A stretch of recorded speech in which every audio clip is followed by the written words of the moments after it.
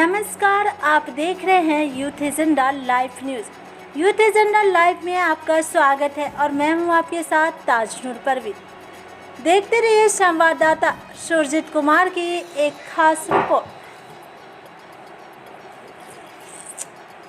खुशरूपुर से वासनाओं का त्याग करके ही प्रभु से मिलन संभव होगा।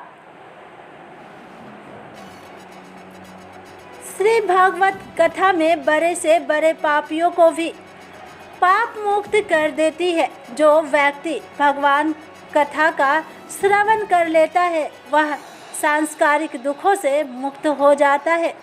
यह विचार खुशरूपुर के जगमाल बिघा गांव में चल रही श्री भागवत कथा में आयोजित सभा को संबोधित करते हुए पटना साहिब के सांसद रविशंकर प्रसाद ने श्रोताओं को कथा का रसपान कराते हुए सांसद ने कहा कि जीवन में यदि मान, बड़ा पद या प्रतिष्ठा मिल जाए तो उसे ईश्वर की कृपा मानकर भलाई के कार्य में लगा देना चाहिए। उन्होंने कहा कि जब जब भगवान के भक्तों पर विपदा आती है तब तब भगवान उनके कल्याण के लिए सामने आते हैं। उन्होंने महाभारत के कई प्रसंग भी सुनाए। कर्ण और भगवान श्री कृष्ण के बीच संवाद को बताते हुए उन्होंने कहा कि युद्ध के दौरान जब कर्ण की भगवान कृष्ण से चर्चा हुई तो कर्ण ने कहा कि मृत्यु के बाद ऐसी जगह मेरा दाह संस्कार हो जहां आज तक किसी का ना हुआ हो। भगवान ने उसकी मृत्यु के बाद कर्ण का अंतिम संस्कार अपने हाथों से किया।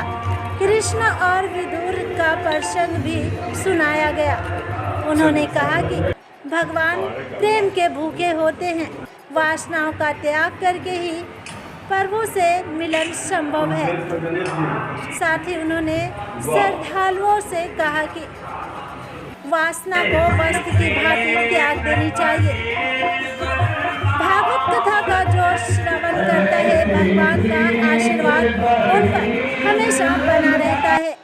इस यज्ञ में श्रीमान मंत्री चिराग पासवान, रणविजय सिंह लल्लू, मुखिया समेत हजारों की संख्या में दर्शक मौजूद रहे।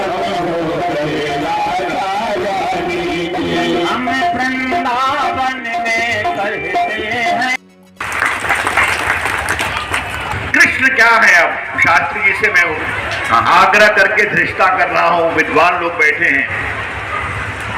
कृष्ण अबोध बालक भी हैं जो माता यशोदा से मक्खन के लिए लड़ते हैं।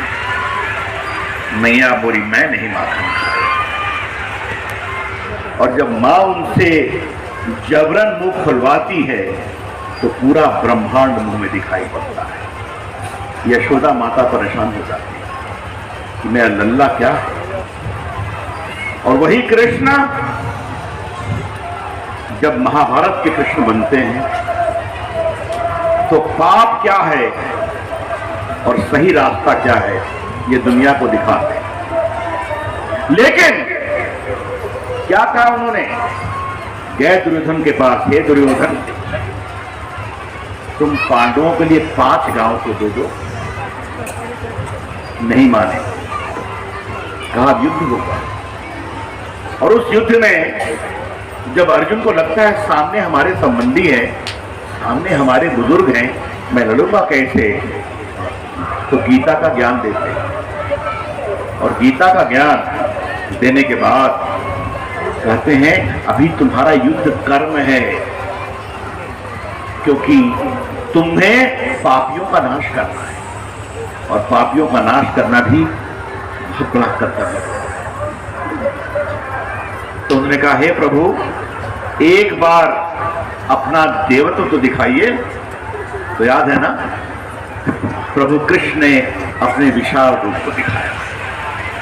और मैं शास्त्री जी रिश्ता करते हुए एक बात कहूंगा, अभी तक भारत की सनातन परंपरा में किसी ईश्वर ने अपने विशाल रूप को दिखाया है तो भगवान कृष्ण ने दिखाया है, गीता के समय दिखाया है। इसीलिए हजारों साल हो गए, लेकिन प्रभु राम, प्रभु कृष्ण, महादेव भारत के कण-कण में। महादेव की बात करें, हमारी माताएं बहनें, तो उत्तर में केदारनाथ, अमरनाथ, दक्षिण में रामेश्वरम, ज्योतिर्लिंग 11, यही तो भारत है। अगर हम मां की बात करें तो वह हिमालय में माता रानी वैष्णो देवी, दक्षिण में कन्याकुमारी, पूरब में कामरू कामाख्या गुवाहाटी, पश्चिम में अंबा देवी। ये मैं उन मंदिरों की बात कर रहा हूं जो हजारों साल पुराने हैं, जहां लोग पूजा करते हैं। और इसी बीच में काशी भी है, जहां महादेव हैं। यही अयोध्या है, जहां प्रभु राम का जन्म स्थान है। यही वृंदावन और मथुरा है, जहां बाल कृष्ण खेले, और यहीं पर राधा के चरण हैं। यही तो हिंदुस्तान है। आज आपके गांव में आके मुझे प्रसन्नता इस बात की हुई है कि आपने इस मंदिर में सभी देवी देवताओं को एक साथ रखा है। नाम राधा कृष्ण मंदिर है। बहुत धन्यवाद।